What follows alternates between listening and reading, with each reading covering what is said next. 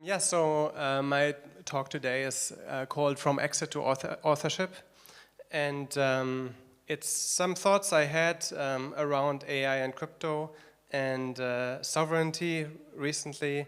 And I hope to give like a new perspective on this idea of sovereignty. I'll start from the sovereign individual. Probably quite a few of you know about this book or have even read it, but I'll summarize like the core thesis, and like it's that the logic of violence drives the social form. So it's about a short way to summarize is like when the logic of coercion, like how do you make people do things, changes, then like the social structures collapse and are replaced with something new. And like a core way he describes this was kind of like how after like the Roman Empire collapsed, like it was basically the Roman Empire used its big armies, very uniform big armies, to like extend its power, and it collapsed. And what came afterwards was very different. Like you had these knights that were like very powerful individuals instead of like big standing armies, and so like that's why the Middle Ages looked so fundamentally different from what was there before and after. And it then looks at like basically one of the big predictions it made, and like to some extent like successful, was about how cryptography will change all of this. And they basically predicted that that there would be money based on cryptography, which has come true. And then basically it means that individuals can basically exit the current nation-state system because their money and their wealth is now independent from that. So like I think like it's very interesting also to look at this now. This book is like now almost 30 years old, and I think like you can see it from both sides. On the one hand, like it is true that like some people have become very mobile and have the ability to like use these systems, and like it's true that they can move to like countries with lower taxes and so on. But on the other hand, nation states are actually still very strong and extremely powerful. So I think a bit of a mixed picture. But I have kind of like an extension of this, and I think like I want to think a bit further, because it sounds a little bit like the sovereignty is like a single linear scale, and then like we can ask like what do the different technologies as they come around, how do they influence that? And so like like the internet like allowed people to like just communicate and coordinate globally. Then crypto added like the way of like sending money anywhere. And now what does AI do to it? We don't really, it's like a different dimension, but like it removes like scarcity of like intelligence basically, cognition, and reasoning and skill become abundant. But like, should we put this on like one scale in terms of how it influences sovereignty? I think instead we actually should talk about two different things. And like I think like this idea that the sovereign individual captured very well was the ability to exit a system, right? Like you can just like say no to it and go somewhere else, and that can be quite powerful because like it removes a lot of what that system can do effectively, because even if you don't exit now, having the ability gives you a lot of negotiating power. And I think traditionally crypto was very strongly on that side. Like that's really how people thought about it mostly. Like, are we able to exit the current financial system? But I think there's a second dimension, and I think it also like has a lot to do with sovereignty, and it's authorship. So it is the freedom to shape the world. It's like instead of the freedom from some existing system, it's like how much can I influence the world I live in? How much can I create And actually, like, this is, I think, where AI is mostly, right? Like, right now, AI doesn't give us the ability to, like, run away from nation states or financial systems and so on, but it does give us, and I think, like, we've by now probably all experienced this, like, incredible new abilities to do things and to create things and so on.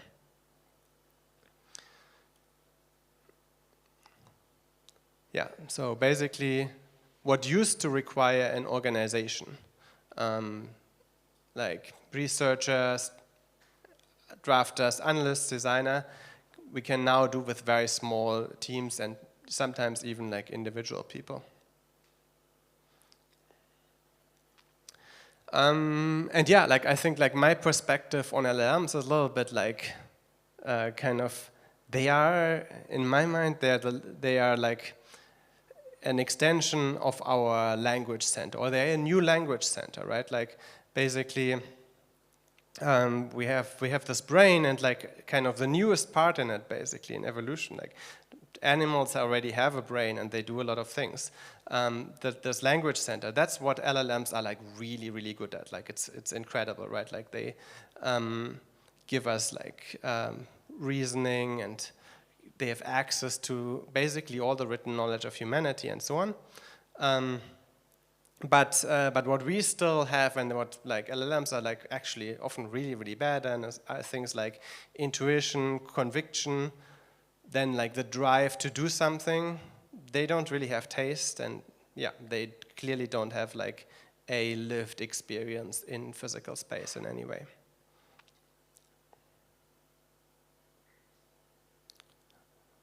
Yeah, and so like I think like from my perspective, like what this gives everyone is like all these services that used to be like professionals, trained professionals, that were very expensive for businesses to have, like writing software, legal services, a lot of other things, that can now, at least to a certain level, be done by an LLM. So if like that is not your core business function, you can now think if like maybe like the LLM is good enough, or maybe it's good enough for 90% of it.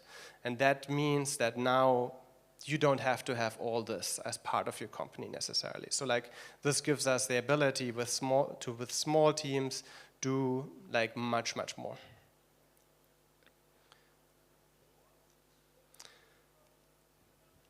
Now, I want to come back to a question about sovereignty. So we have had the internet for 30 years, and we had smartphones for 15 years. Given like these abilities that they have given us in terms of exit, why don't we feel more sovereign? And I think the answer to that is the platform games. So basically, due to some constraints in how the internet was originally built, we ended up with like very big platforms that captured most of the value. And the reasons for that is like that the internet has very low margins per user, and so the direct payment was just uneconomic for many things. This meant that advertising became the main monetization model, data became the main mode, and basically it ended up all with these like big platforms capturing most things. So like the game for any company on the internet became to like try to capture roughly the whole market, then lock in the users, and then monetize through fixed fees or advertising. And so the user became more of the product and not a customer.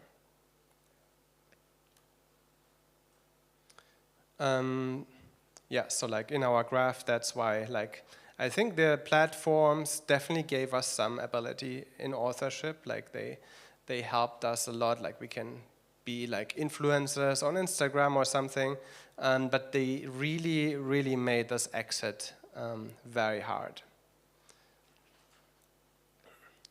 And so I think there's like one interesting thesis that comes out of this, that that in this world of crypto and AI, we can maybe try a different approach, and that the agentic micropayments will give us the ability to not make the same mistake again, and maybe even like attack the existing platforms, in the sense that that crypto can finally give us the ability to make small payments. Like we don't have like these thresholds anymore, where like below a certain amount it just doesn't make sense.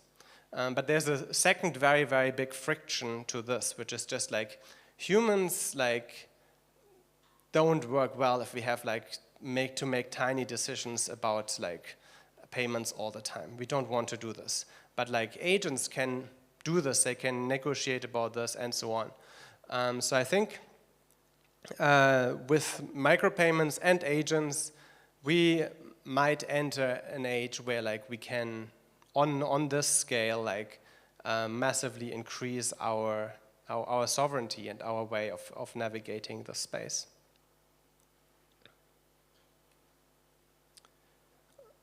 And yeah, I want to close like with a new thesis on sovereignty, which is every time the cost of coordination collapses, the unit of meaningful action gets smaller. So like we reduce from cities and nation states and corporations, so that now I think individuals gain more power by having more ability to take actions. And yeah, I think like communities like these are really where we combine crypto and AI at the center of action of this new way. Thank you.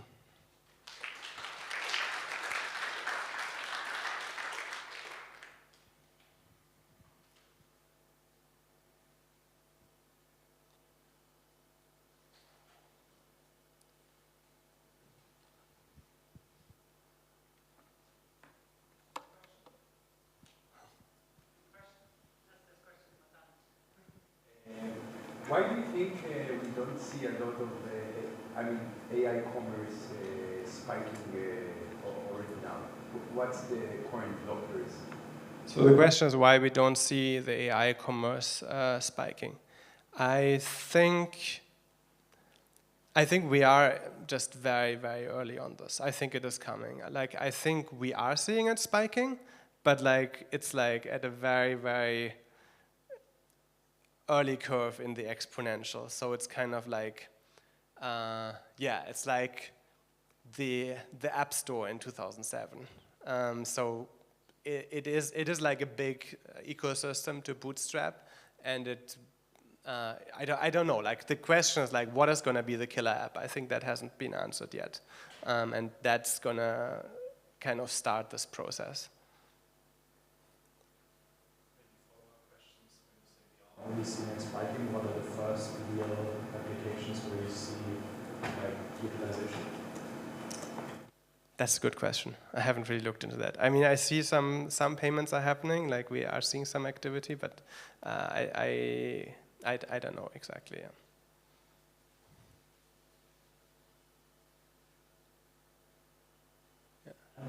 Combining your thesis maybe with the thesis or idea of the speaker before, you said, well, we pretty much saw that a platform captured kind of a lot of the value and made it harder to exit because you're kind of dependent on the platform. Do you see a similar risk with agents, like kind of agent platforms or kind of certain agents from companies capturing this in the same way? And yeah, I see that risk for sure. I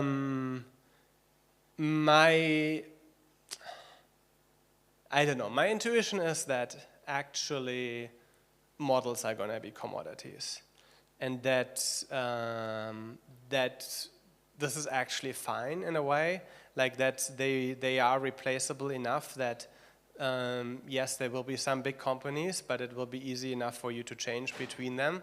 That they will not capture like a huge amount of the market, or like at least of the value. But yeah, I mean, I think the risk is definitely there, and the question is also like, can they do it via some kind of lock-in, like either your data?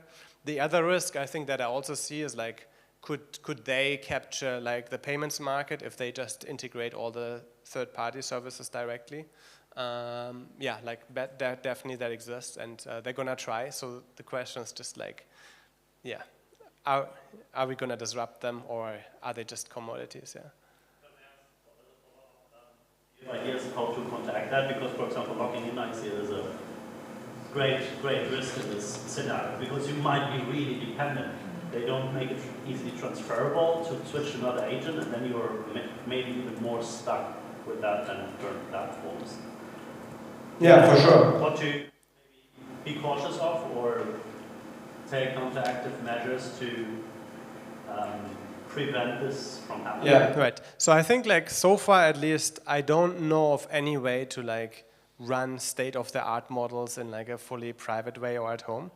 But I think what you can do is like keep at least your memory and your data like yourself. So I think like, I guess like if you think about it that way, then the best way would be if you run your harness locally, but use like the best model you can find, and then you can always change that.